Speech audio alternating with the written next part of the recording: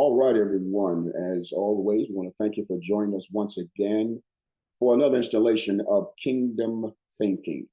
You will be about what you think about. We're going to continue in our lesson, Unmasking the Darkness, Discernment in a Season of Shadows. This is the last lesson in our series, Lesson 5, Strengthen the Walls, Building a Life the Enemy Cannot Breach. This is a good one. Get your notepads out. We are going for a ride today. Our key scripture is coming from Nehemiah 4 and 9. We prayed to our God and set a watch against them day and night. We're also going to look at Matthew chapter 7, verses 24 through 25. The excerpt from that simply reads, "A house built on the rock cannot fall." Then there's Colossians chapter 2, verse 7, "Rooted and built up in him, strengthened, in the faith." You know, we're at the last lesson, as I indicated, of this series. And in this series, we've discerned deception in lesson 1. We've separated from darkness in lesson 2. And we've closed open doors and broken hidden chains in lesson 3. We've learned how to guard our gates in lesson 4. So the next step in this lesson today is to fortify your life. You see, deliverance removes the enemy's chains, but discipline prevents them from returning. Walls in this lesson symbolize protection, order, and spiritual maturity. God doesn't just want you to survive attacks. He wants you to build strength so the enemy can't rebuild what God has destroyed in your life. You see, freedom is sustained by structure. Therefore, faith must be followed by fortification. So today we're going to focus on freedom without structure is fragile, and the blueprint for building strong walls. We're going to talk about when God strengthens the builder. And last but not least, we're going to talk about what a fortified life looks like. All right, let's jump right into it. Freedom without structure is fragile. You know, Nehemiah's story teaches that prayer alone is not enough. Protection requires both devotion and discipline. Nehemiah said, "We prayed to our God and we set a watch." You see, that's balance. Spiritual passion and practical protection. You see, many believers lose the victory they've gained because they pray for freedom, but fail to build walls to preserve that freedom. See, freedom is not maintained by the emotion that won it, but by the structure that sustains it. Deliverance removes the intruder, but discipline locks the door. Too often, believers experience moments of genuine breakthrough. Tears fall, chains break, peace returns. Yet within weeks or months, the same old struggles creep back. Why? Because what was spiritually removed was never structurally replaced. Prayer can drive out darkness, but it cannot maintain what you refuse to manage in your life. Spiritual maturity demands that we move from altar moments to architectural mindsets. You see, after Nehemiah prayed, he built. After he built, he posted guards. And after he posted guards, he refused to be distracted. You see, his secret wasn't just prayer, it was perseverance. See, victory that is not reinforced becomes vulnerable. Deliverance opens the gate, but without walls, the gate leads nowhere. God doesn't just want you to be free, he wants you to be fortified. Every wall you build in obedience, every habit you develop in faith, and every boundary you honor in wisdom becomes part of your protection plan from the enemy. See, many believers, they'll celebrate freedom, but they celebrate it as an event. But in the kingdom, freedom is a construction project. The walls of your life must be built through consistency, brick by brick, prayer by prayer, decision by decision. Each boundary becomes mortar. Each act of obedience becomes another layer of stone. The tragedy of unguarded freedom is that it invites the same captivity in a different disguise. The enemy doesn't need to reinvent his attack when believers leave their victories unprotected. He simply revisits what was left unfortified. That's why Jesus warned us in Luke 11:24. When the unclean spirit returns and finds the house swept and empty. Now pay attention to that. It wasn't dirty. Not that your house is dirty, it's empty. It's clean, but not constructed. Restored, but not reinforced. You see, when your freedom lacks foundation, you live in cycles instead of stability. You keep re-experiencing deliverance without development. Help us today, Lord. You have victories without vigilance. But when you build, you break the cycle. When you guard, you grow. When you fortify, you flourish, and prayer brings breakthrough, and building brings permanence. You see, don't just shout for freedom, structure it. Don't just taste victory, sustain it. Don't just clean the house, build the wall. See, God got a blueprint for you. You see, the strength of the wall depends on the quality of your foundation. Jesus made it clear that true stability comes not just from hearing the word, but from doing the word. Obedience is the difference between inspiration and establishment. Many are inspired by the word, but they fail to establish a foundation for living. A wise builder doesn't just admire the truth, they act on the truth. You see, storms will come to every life, but obedience ensures that when the winds rise, your faith won't collapse. You may not be storm-proof, but you can be collapse-proof when your foundation is built on Christ. See, Paul echoes this sentiment in Colossians 2:7, urging believers to be both rooted and grounded, rooted and built up in Christ, to grow deep before growing tall.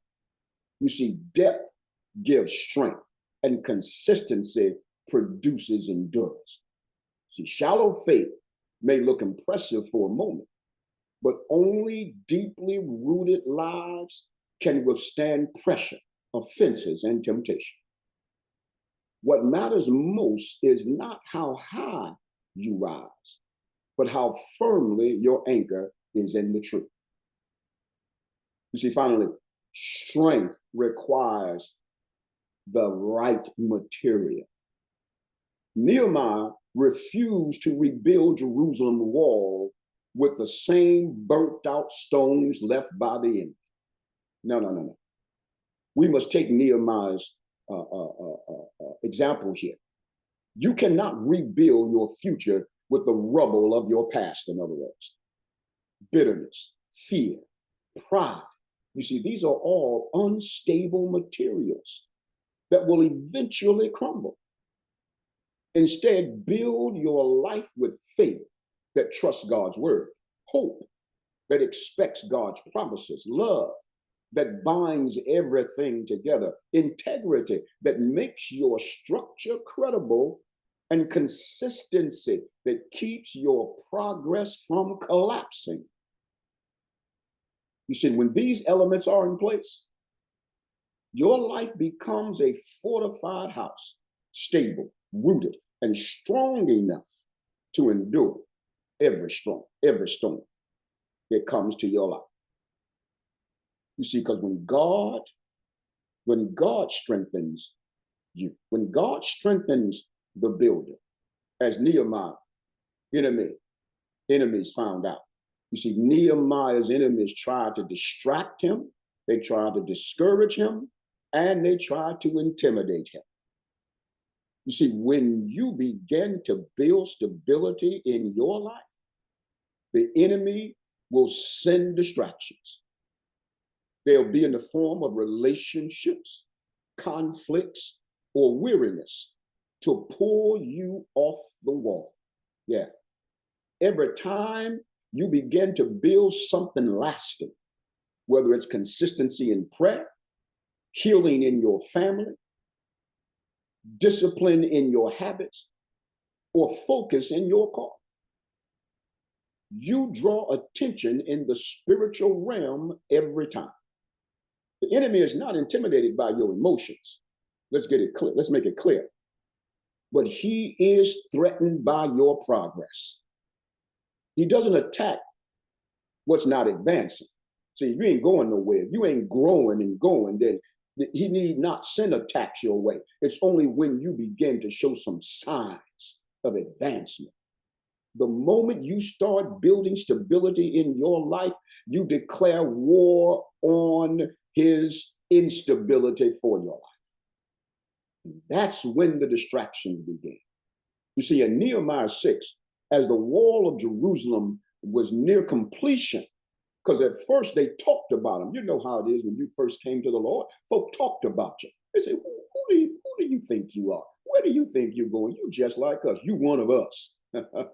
Instead of you not like us, you just like us. So what do you think you do? Well, in Nehemiah's day, that came in the form of Sanballat and Tobiah. They sent messengers to Nehemiah repeatedly saying, come, let us meet together. Yeah, that's what they said. They wanted to pull Nehemiah away from the work, not to destroy him physically, but to delay him strategically. That's how the enemy operates, people. He doesn't always try to defeat you head on, right? He tries to divert you sideways. You see, he'll send relationships that look supportive, but subtly drain your strength. People whose presence feel comfortable, but whose purpose is not aligned with the assignment God has for your life. If the devil can't make you sinful, he'll try to make you social. Help us, Lord. Pulling you into conversations, connections, and commitments that consume the focus you need to be building.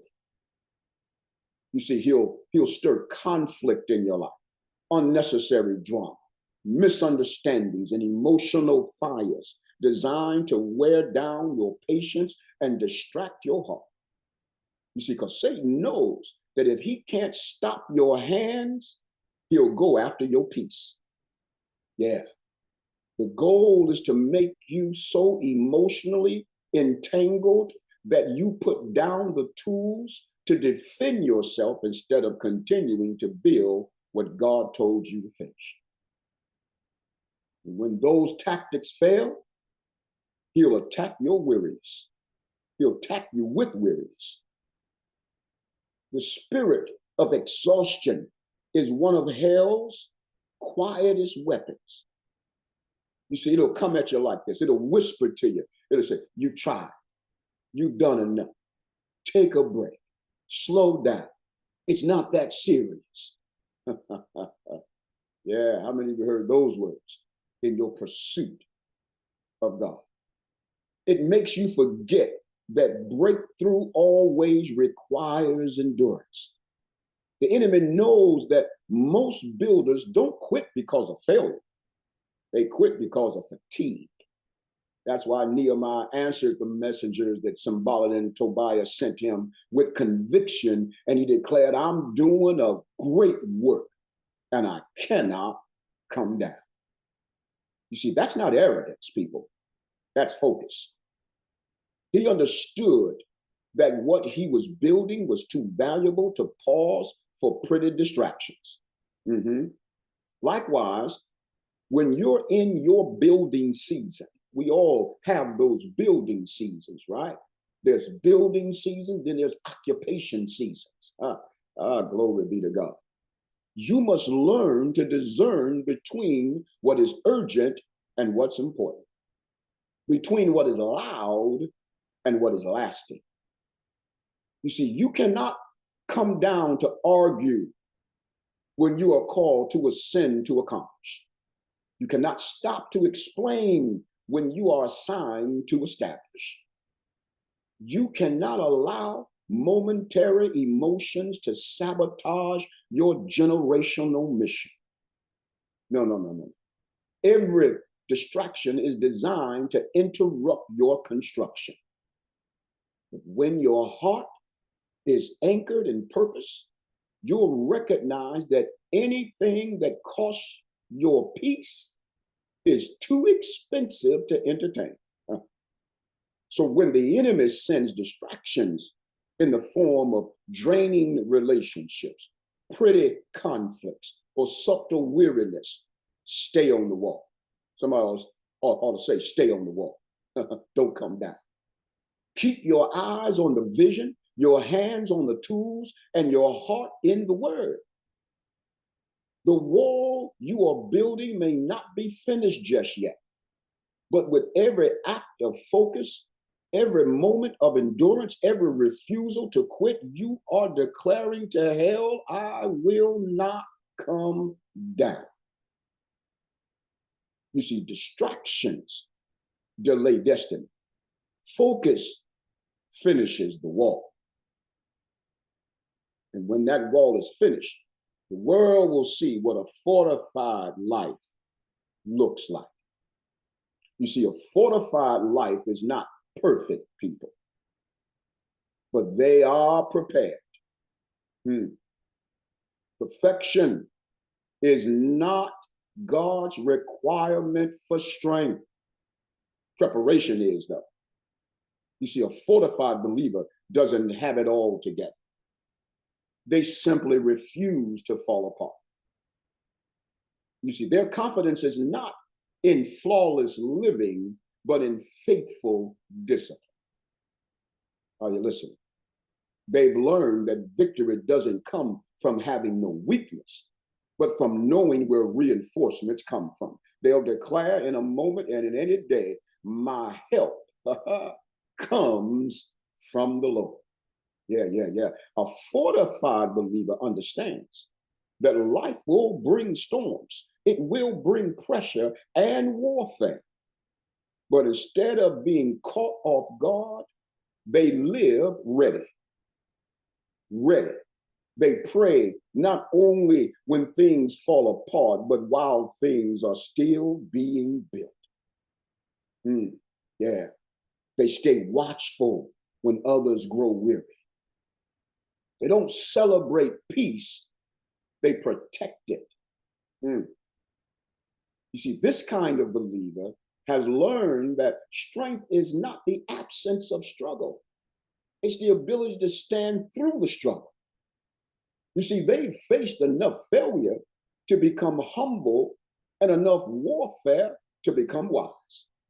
Because every battle has taught them something about the enemy's tactics.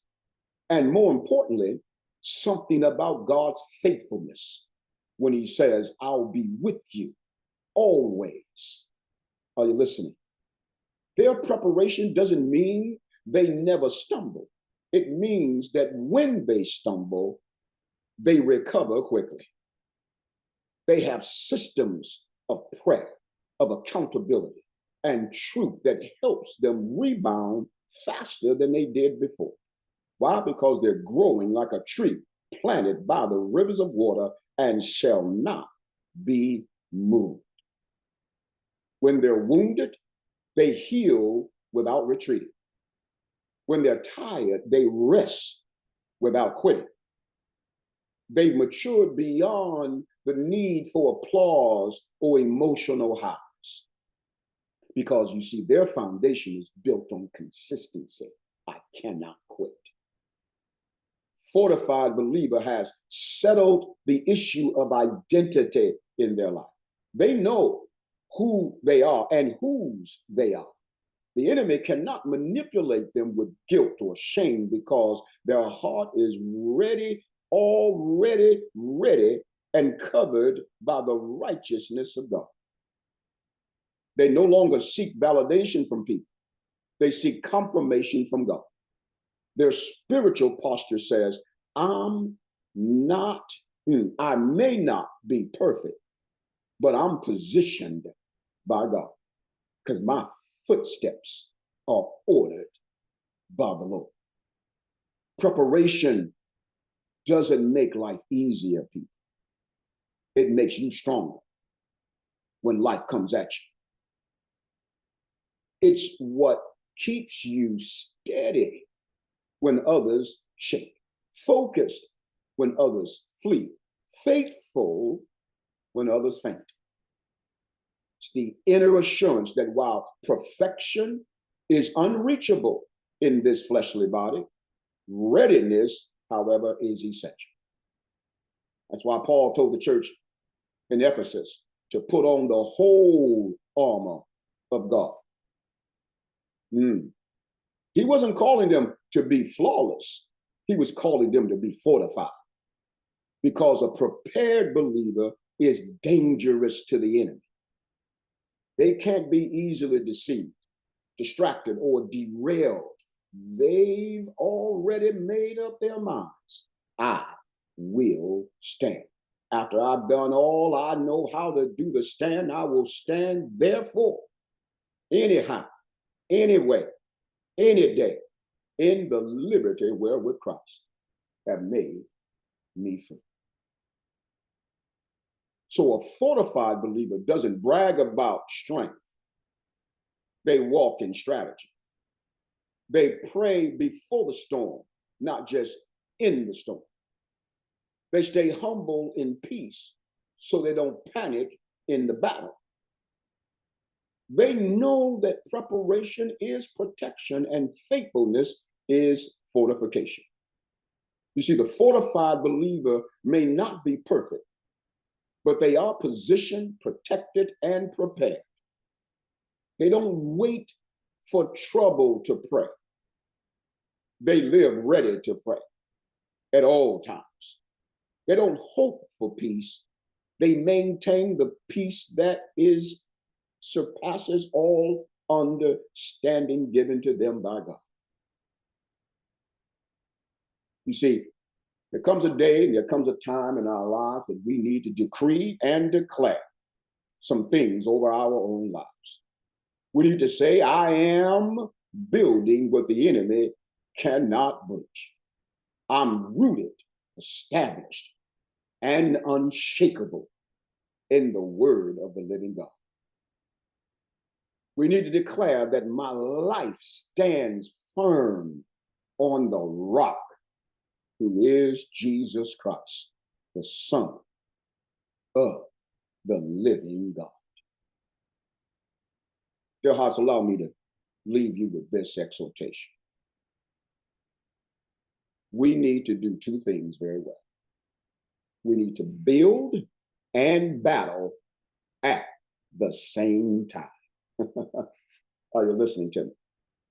Nehemiah's builders had a trowel in one hand, their sword, if you will, in one hand, and the other hand busy in the work.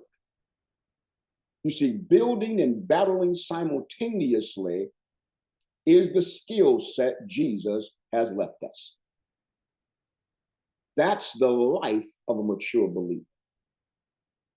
Prayer in one hand, purpose in the other. See, you were never meant to live in survival mode. Are you listening to me? You were called to build something that lasts, a life, a legacy, and a faith the enemy cannot penetrate.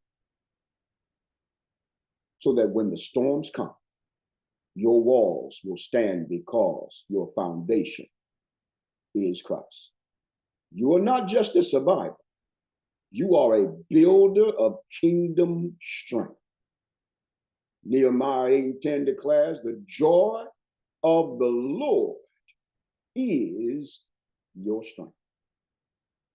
So I'll leave you with this: build strong, guard well, and let no breach remain in your life. Dear House, that's all I got for you today. We're going to start a brand new series starting next week. You want to be a part of this one? We're going to start our series, The Ministry of Reconciliation. You don't want to miss this lesson. Just go to our website, www.equipmentministriesincorporated.org. Click on the Join Now link.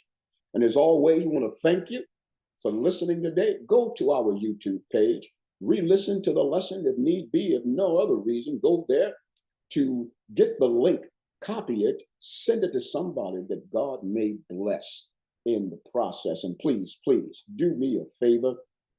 Support us by going to the website, commenting on the lesson, and letting us know how the lesson or lessons have been blessing you thus far, or how it's blessed someone else that you sent it to. Will you do that for us? We'd appreciate it very much. And as always, may the knowledge, wisdom, and understanding of the kingdom dwell with you all the days of your life. God bless you. Have a wonderful rest of your Sunday.